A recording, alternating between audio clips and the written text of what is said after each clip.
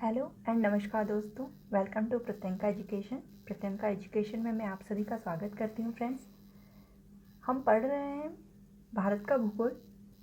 इससे पहले के वीडियो में हमने भारत की भौगोलिक स्थिति के बारे में जाना, फिजिकल पोजीशन ऑफ इंडिया के बारे में देखा, रिकॉग्नाइज किया, जिसके अंतर्गत हमने पढ़ा क्षेत्रफल भारत का, अक्षांशीय एवं देशांतरीय विस्तार पढ़ लिया कि 8 डिग्री 4 मिनट उत्तरी अक्षांश से 37 डिग्री 6 मिनट उत्तरी अक्षांश था, 68 डिग्री 7 मिनट पूर्वी देशांतर से 97 डिग्री 25 मिनट पूर्वी देशांतर तक भारत का अक्षांशीय एवं देशांतरीय विस्तार है। ठीक है, हमने ये भी जाना कि इसे उत्तरी अक्षांश या पूर्वी देशांतर क्यों कहा जाता है, क्यों रेट किया जाता है, इनके पीछे हमने अच्छे से जाना है इसके बारे में। इससे पहले के वीडियो में हमने भारत की लंबाई और चौड़ाई के बारे में पढ़ा, जो कि काफ़ी इंपॉर्टेंट पॉइंट है, एग्जाम में पूछा जाता है। अक्षांशीय एवं देशांतरीय विस्तार भी पूछा जाता है। हमने जाना विश्व में 7th पोजीशन पे है भारत क्षेत्रफल के दृष्टिकोण से।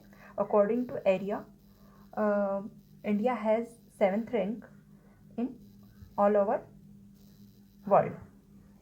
ठीक है फ्रेंड्स, विश्व के कुल क्षेत्रफल का 2.4% हिस्सा भारत का है।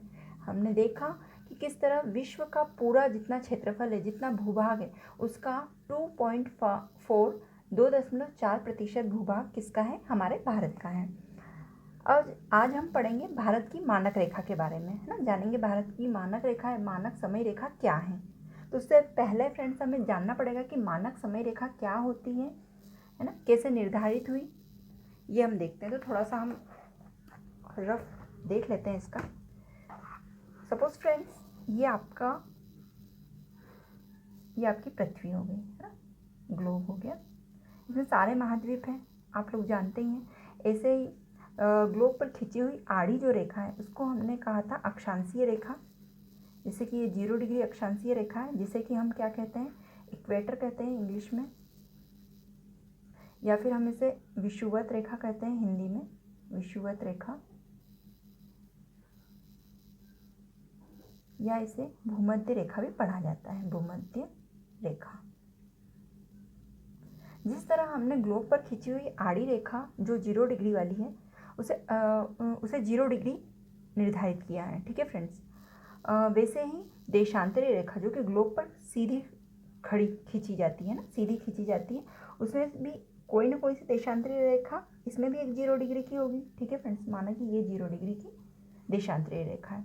तो ये जो 0 डिग्री की देशांतरीय रेखा है, ये इसे मानक समय रेखा कहा गया है। ये इंग्लैंड से गुजरती है, इसे जीएमटी कहा गया है ना, क्योंकि ये इंग्लैंड के ग्रीनविच से होकर गुजरती है।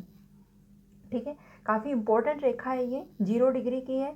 इसी के आधार पर समय निर्धारित किया जाता है अलग अलग देशों का, उनकी स्थिति, उनकी पोजीशन के हिसाब से, उनकी अक्षांशीय और देशांतरीय स्थिति के अकॉर्डिंग। ठीक है, तो जैसे कि ये वाली जो 0 डिग्री रेखा है, इसे मानक समय रेखा जीएमटी कहा जाता है, ग्रीनविच मेन टाइम, है ना, क्या कहा जाता है इसको, जीएमटी कहा जाता है। ये समय निर्धारित करती है, इंग्लैंड के ग्रीनविच से गुजरी हुई है, ग्रीनविच वेधशाला से, इसलिए इसे जीएमटी कहा गया है, ग्रीनविच मेन टाइम कहा गया है। अब फ्रेंड्स, यहाँ से जैसे जैसे हम पूर्व की तरफ चल लेंगे और देशांतर रेखाओं को देखेंगे, ऐसे देशांतर रेखाएं खड़ी खींची हुई है ना, इसी तरह अक्षांश रेखाएं भी आड़ी खींची हुई है ग्लोब पर बहुत सारी, और ये देशांतर रेखा। तो जैसे जैसे ये दाहिनी ओर जा रही है, पूर्व दिशा की ओर जा रही है, दाहिनी तरफ जा रही है, वैसे वैसे इनके मान क्या बढ़ते जा रहे हैं, 1 डिग्री 2 डिग्री 3 डिग्री, हाँ, इस साइड भी है ये रेखा है।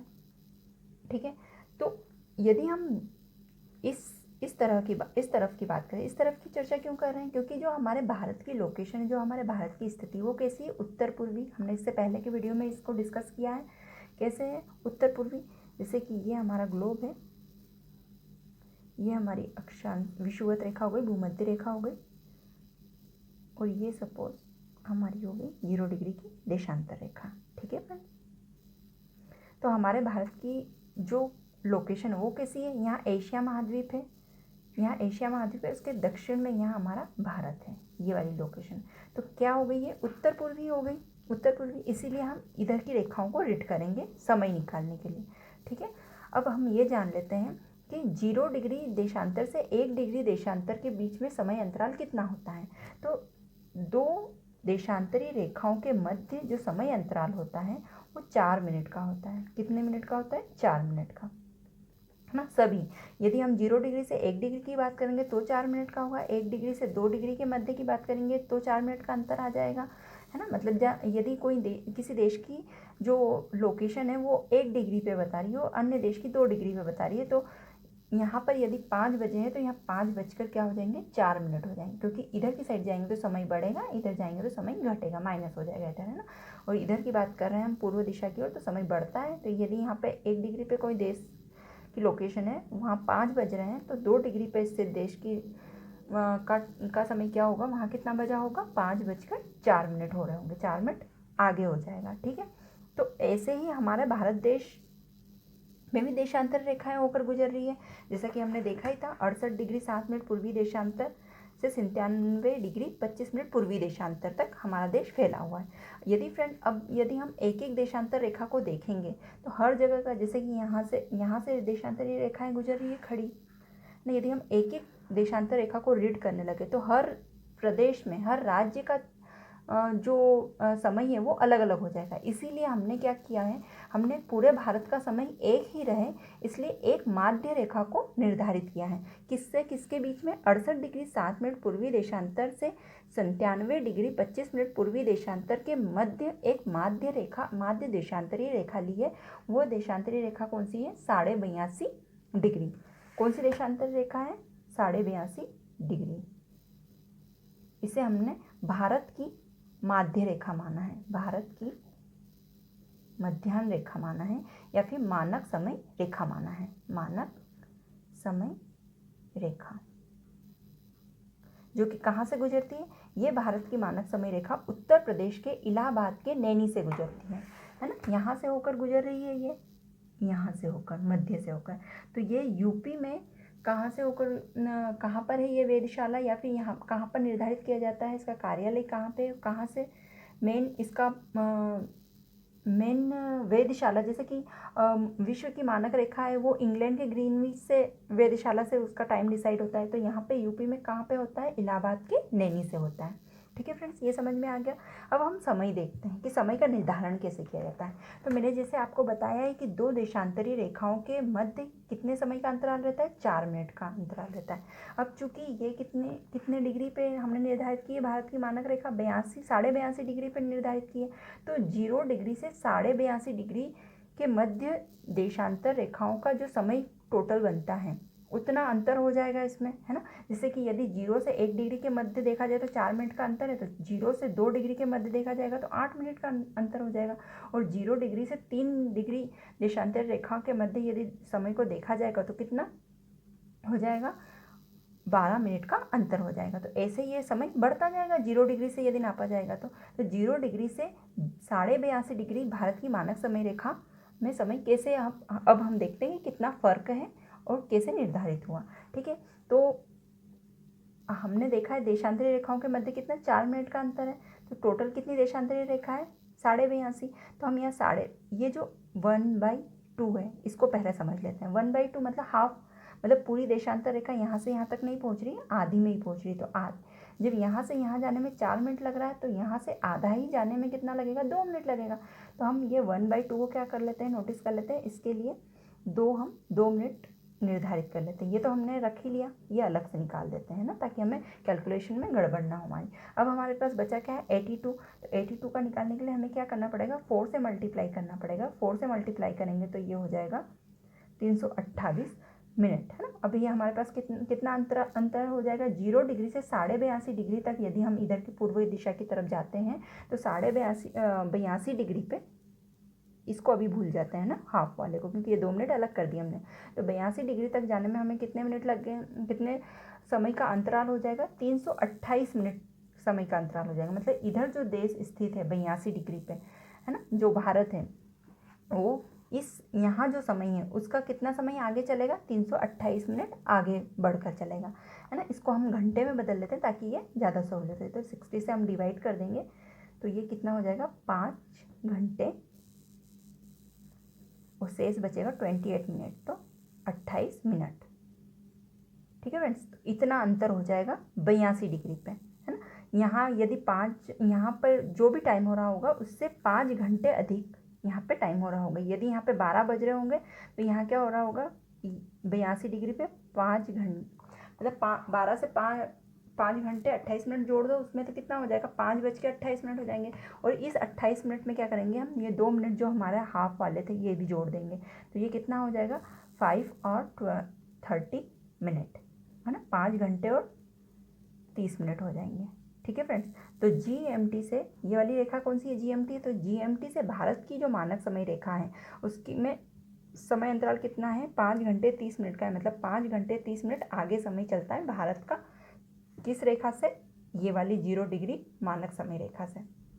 आई होप फ्रेंड आपको काफ़ी अच्छे से समझ में आ गया होगा। मैंने काफ़ी डिटेल में समझा दिया है। अब आपको मानक समय रेखा में कोई कन्फ्यूज़न नहीं होना चाहिए। और यदि आपको फिर भी नहीं समझ में आया तो आप कमेंट बॉक्स में कमेंट करके मुझे ज़रूर बताना, ताकि मैं इसे फिर से डिस्कस कर सकूँ आप लोगों के साथ में। आई होप आपको समझ में आ ही चुका होगा। 1-2 बार और इसे समझिएगा, वीडियो को पॉज करके और फिर से रिपीट करके देखिएगा तो आपको बिल्कुल समझ में आ जाएगा। ठीक है फ्रेंड्स, तो ये इस तरह GMT से हमारी जो मानक समय रेखा कितने घंटे आगे है, 5.5 घंटे आगे हैं। ये हो गई मानक समय रेखा। अब हम आगे और चर्चा करते हैं। मानक समय रेखा जो है, जिसे भारत की जो मानक समय रेखा है जो कि 82.5 डिग्री है, ये किन किन राज्यों से होकर गुजर रही है ये हम देख लेते हैं। क्योंकि यह एक क्या है, देशांतरी रेखा है, मतलब कि खड़ी रेखा है। तो ये कहाँ कहाँ से गुजर रही है, तो मानक समय रेखा हमारे भारत में उत्तर प्रदेश 5 राज्यों से होकर गुजर रही है। कितने फ्रेंड्स, 5, है ना। 5 स्टेट्स से होकर ये निकल रही है ये वाली रेखा, तो उसमें है, आप नोट कर लीजिएगा। ये देखिए 5 राज्यों से होकर गुजरती है, उत्तर प्रदेश, मध्य प्रदेश, छत्तीसगढ़, उड़ीसा, उड़ीसा और आंध्र प्रदेश। ये 5 राज्य हैं जिनसे होकर क्या हो रही है, मानक समय रेखा हमारे भारत की गुजर रही है, जो कि कौन सी है, 82.5 degree. UP, MP, Chhattisgarh, Orissa और आंध्र प्रदेश से होकर ये गुजरती हैं, 5 राज्यों से। ओके फ्रेंड्स, ये मानक समय रेखा हो गई है। आई होप आपको समझ में आ गया होगा। अब हम बात करते हैं कर्क रेखा की। कर्क रेखा मतलब कि जो विषुवत रेखा हमने देखी थी फ्रेंड्स, ये जो विषुवत रेखा हमने 0 डिग्री की निर्धारित की थी, है ना, इससे ऊपर की साइड अगर हम चलते हैं, अक्षांशीय रेखा 1 डिग्री 2 डिग्री 3 डिग्री, इसमें भी अक्षांश रेखा आड़ी खींची, जैसे देशांतर रेखा को हमने समझा था, ये 1 डिग्री 2 डिग्री 3 डिग्री बढ़ रही है, ऐसे ही ये भी बढ़ते जा रही है, ये भी बढ़ते जा रही है। ये जैसे 0 डिग्री भूमध्य रेखा, तो इसके ऊपर 1 डिग्री 2 डिग्री ऐसे ऐसे रेखाएं ऊपर जाते जा रही। तो 23.5 डिग्री, जो भी रेखा 23.5 डिग्री पे, सपोज ये वाली रेखा हम मान लेते हैं ना, ये वाली रेखा है आपकी 23.5 डिग्री। तो 23.5 डिग्री जब भूमध्य रेखा से ऊपर की ओर, उत्तर की ओर जाएंगे, तो 23.5 डिग्री वाली जो अक्षांशीय रेखा है उसे हम कहेंगे कर्क रेखा, है ना। उसे क्या कहेंगे हम, कर्क रेखा कहेंगे। तो चूंकि भारत की जो लोकेशन है वो यहाँ पे है, हमने देखी थी, ये जैसे कि ये देशांतरी रेखा है 0 डिग्री वाली, तो पूर्व की देशांतरी रेखा के पूर्व की तरफ और भूमध्य रेखा के उत्तर की तरफ, तो भारत कुछ यहाँ पे लोकेशन है उसकी, एशिया महाद्वीप में, है ना। तो कर्क रेखा जो है, क्या लग रहा है हमें, कर्क रेखा जो है भारत से होकर गुजरती है ना। तो किन किन राज्यों से कर्क रेखा भारत से होकर गुजरती है ये हम देखेंगे। काफ़ी इंपॉर्टेंट है, एग्जाम में पूछा जाता है, काफ़ी एग्जाम्स में पूछा गया है, तो हम देखते हैं। तो भारत में जो कर्क रेखा है, भारत के 8 राज्यों से होकर कर्क रेखा गुजरती है। तो हम देखते हैं कि वे कौन कौन से राज्य हैं। तो वे राज्य हैं गुजरात, राजस्थान, जैसे यहाँ से गुजर रही है तो गुजरात, राजस्थान, मध्य प्रदेश, छत्तीसगढ़, झारखंड, वेस्ट बंगाल मतलब पश्चिम बंगाल। फिर बाद में बांग्लादेश से होकर गुजरती है, क्योंकि बांग्लादेश अलग देश है तो इसे काउंट नहीं करेंगे, हमें स्टेट अपने भारत की गिननी है। तो वेस्ट बंगाल हो गया, फिर बाद में त्रिपुरा और मिजोरम। तो कितने हो गए, 1 2 3 4 5 6 7 एंड 8। तो कितने राज्य हैं, कितने स्टेट हैं, 8 राज्य है, 8 स्टेट्स हैं। ठीक है, आप नोट कर लीजिए, कर्क रेखा भारत के 8 राज्यों से होकर गुजरती है। मैं आपको लिख के बता देती हूँ।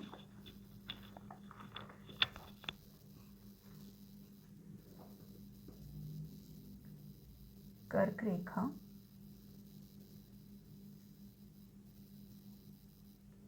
भारत के 8 राज्यों से होकर गुजरती है।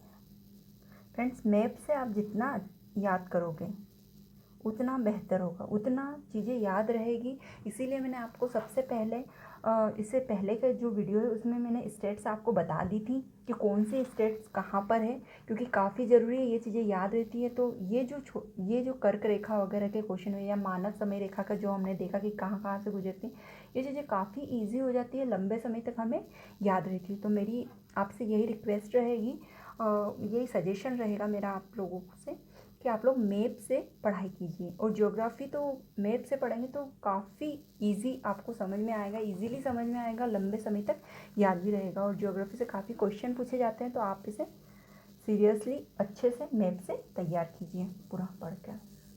तो वे 8 राज्य कौन कौन से थे? तो वे हैं गुजरात नंबर 1, नंबर 2 हो जाएगा आपका राजस्थान, नंबर 3 हो जाएगा आपका MP, 4 छत्तीसगढ़, 5 हो जाएगा आपका झारखंड, 6 हो जाएगा आपका वेस्ट बंगाल पश्चिम बंगाल, और 7 नंबर पे हो जाएगा आपका त्रिपुरा, और 8 नंबर पे हो जाएगा आपका मिजोरम। ठीक है फ्रेंड्स, तो ये 8 राज्य हैं ये। अब हम देखते हैं भारत की सीमाएं देखते हैं हम कि किन किन देशों से इसकी सीमाएं लगती है। अंतर्राष्ट्रीय सीमाएं हम देखेंगे इसकी। तो पहले हम भारत की लोकेशन को सही ढंग से समझ लेते हैं। देखिए, ये आपके सामने है भारत का मैप। ठीक है फ्रेंड्स, तो भारत में यदि हम दक्षिणी क्षेत्र की तटीय क्षेत्रों की बात करें, ये तटीय राज्य हैं, तटीय राज्य ये सारे आ जाएंगे। तो कहाँ से कहाँ तक तटीय राज्य हम वो भी देख लेते हैं। तो गुजरात आपका, ये ऊपर के जो भाग हैं ये स्थलीय भाग हो जाएंगे, ये सारे कहाँ क्या हो जाएंगे? स्थलीय भाग हो जाएंगे आपका त्रिपुरा मिजोरम तक, मिजोरम वाले भाग तक। उसके नीचे यदि हम गुजरात से देखें तो गुजरात से लगाकर ये वेस्ट बंगाल तक ये सारे तटीय क्षेत्र हो जाएंगे, है ना। इसमें यदि हम इसकी सीमा की बात करें, केवल भारत की सीमाएं देख लेते हैं हम कि कितने किलोमीटर की सीमा है। तो यदि हम स्थलीय सीमा की बात करें, है ना, वे सीमाएं, वे स्टेट्स जो स्थल से अपनी सीमा बनाते हैं ना, भूभागों से अपनी सीमा बनाते हैं, समुद्र में नहीं डूबे हैं, तो उनकी यदि लंबाई की बात करें तो उनकी जो लंबाई जा रही है वो कितनी है फ्रेंड्स? तो वो टोटल है 15,200 किलोमीटर, है ना। जैसे कि ये यहाँ से गुजरात की बात कर रहे हैं, तो यहाँ से ये सारा पार्ट क्या है? ये सारा पार्ट भूभाग से जुड़ा हुआ है ना, जल से कोई सा पार्ट नहीं जुड़ा हुआ है। यहाँ जितने भी राज्य हैं, कहाँ तक? मिजोरम, त्रिपुरा वगैरह। तो ये जो राज्य है ये क्या है? ये पूरा स्थल से जुड़े हुए हैं। स्थल से जुड़े होने के कारण इनकी स्थलीय सीमा यदि देखी जाए तो स्थलीय सीमा कितनी है भारत की? भारत की स्थलीय सीमा है 15,200 किलोमीटर। ठीक है फ्रेंड्स, ये हो गई। अब तटीय सीमा की यदि बात की जाए तो ये तटीय सीमा हो जाएगी जो समुद्र से सीमा बना रहा है, जो भारत देश है ना, भारत देश के जो राज्य हैं समुद्र तटीय सीमा बना रहे हैं, तो उनकी लंबाई कितनी हो जाएगी? उनकी टोटल लंबाई हो जाएगी लगभग 6,100 के आसपास हो जाएगी। एक सेकंड फ्रेंड्स, मैं कंफर्म कर लेती हूँ उसको। हाँ, 6,100 किलोमीटर। तो कितनी हो जाएगी तटीय सीमा? आपकी तटीय सीमा हो जाएगी 6,100 किलोमीटर। ठीक है फ्रेंड्स, लेकिन यदि इस तटीय सीमा, अभी हमने तटीय सीमा कहाँ से क्या देखी है? गुजरात वाली देखी है, महाराष्ट्र, कर्नाटक, ये जो गोवा वगैरह है ना, ये जो बाउंड्री जा रही है भारत के जो मैप में हमें दिख रही है, नक्शे में जो दिख रही है, ये तटीय सीमा की बात करी। लेकिन हमने अभी तक अंडमान निकोबार या फिर लक्षद्वीप वगैरह, इन जो तटीय द्वीप समूह हैं इनकी बात नहीं कही है। यदि इनकी भी बात की जाए, और इनकी भी तो कहीं ना कहीं बाउंड्री समुद्र से ही जुड़ रही है, तटीय सीमा से ही जुड़ रही है, तो इन्हें भी हम, है ना, ऐड करेंगे, बिकॉज ये इंडिया के पार्ट हैं, इंडिया के ही हिस्से हैं। तो यदि द्वीपों सहित देखी जाए तटीय सीमा, तो द्वीपों सहित कितनी हो जाएगी तटीय सीमा? द्वीपों के सहित तटीय सीमा, द्वीपों के सहित तटीय सीमा हो जाएगी आपकी लगभग 7,516 किलोमीटर। ठीक है फ्रेंड्स, ये द्वीपों सहित हो जाएगी। अब हम टोटल देखते हैं कि टोटल भारत की जो सीमा है वो कितने किलोमीटर है, मतलब ये जो भारत का स्ट्रक्चर दिख रहा है हमें, ये कितने किलोमीटर तक फैला हुआ है। यदि हम यहाँ से यदि हम स्टार्ट करते हैं घूमना और तटीय सीमा के साथ साथ में बनते हुए चलते हैं हम भारत के साथ में, यदि हम ट्रैवल करते हैं और केवल अंदर नहीं जाना है हमें, है ना, केवल ये तटीय सीमा और जितने भी द्वीप वगैरह हैं उनकी भी तटीय सीमा, सबकी तटीय सीमा यदि मिला लें, यानी कि ये वाली और ये वाली, इन दोनों का टोटल कर ले तो कितना हो जाएगा इन दोनों का टोटल? इन दोनों का टोटल हो जाएगा 22,716 किलोमीटर। मतलब भारत की यदि कुल तटीय सीमा, भारत की कुल तटीय सीमा कितनी हो गई है? 22,716। ये पूछा जाता है फ्रेंड्स, है ना। आई होप आप लोगों को अब क्लियर हो गया होगा कि स्थलीय सीमा क्या, तटीय सीमा क्या, कैसे याद रखें हम। तो ये सारी चीज़ें हैं। ठीक है फ्रेंड्स, तो भारत की कुल तटीय सीमा कितनी हो जाएगी? 22,716। अब हम देख लेते हैं कि भारत जो अपनी बाउंड्री शेयर करता है किन किन देशों से करता है, कैसे कैसे करता है, भारत की क्या क्या लोकेशन से, मेन चीज़ें वो सारी हम देख लेते हैं। तो ये आपके सामने है भारत का मैप। ठीक है फ्रेंड्स, भारत के मैप के इस साइड, यदि तटीय सीमा के इस साइड हम देखेंगे, पूर्व दिशा की तरफ देखेंगे तो बे ऑफ बंगाल है, बंगाल की खाड़ी स्थित है। यहाँ पे ये वाला जो समुद्र है इसे बंगाल की खाड़ी कहा जाता है। और इसके पश्चिम में यदि देखा जाएगा तो अरब सागर है, और इसके दक्षिण में देखा जाए तो ये यहाँ पर क्या है? हिंद महासागर, मतलब हिंद महासागर। मतलब क्या है फ्रेंड्स, भारत का जो ये प्रायद्वीपीय भाग है, ये जो दक्षिण का प्रायद्वीपीय भाग जो दिख रहा है, ये तीनों ओर से समुद्र से घिरा हुआ है ना। इसके पूर्व में देखेंगे तो बंगाल की खाड़ी से घिरा हुआ है, बे ऑफ बंगाल से। पश्चिम में देखेंगे तो अरब सागर से घिरा हुआ है, मतलब अरेबियन ओशियन से घिरा हुआ है। और यहाँ पे हिंद महासागर से, हिंद ओशियन से घिरा हुआ है ये। ठीक है फ्रेंड्स, इसके पास में यदि हम देखें तो यहाँ पे एक अन्य देश है जो समुद्र में देखें तो जो भारत के सबसे समीपवर्ती समुद्र में स्थित देश है ना, तो कौन सा है? श्रीलंका है, जो कि पाक जलडमरू मध्य से भारत से भिन्न है। ये जो डॉट डॉट लाइन दिखाई दे रही है ये क्या है? ये आपका है पाक जलडमरू मध्य। जलडमरू मध्य क्या होता है? जलडमरू मध्य वो होता है कि जो यहाँ पे क्या है फ्रेंड्स, पूरा समुद्र है, जल से भरा हुआ क्षेत्र है, लेकिन यहाँ पे सक्रिय एक स्थल आ गया है जिसके कारण जल दो भागों में डिवाइड हो गया। डमरू कैसा होता है? डमरू का शेप कुछ इस तरह होता है फ्रेंड्स,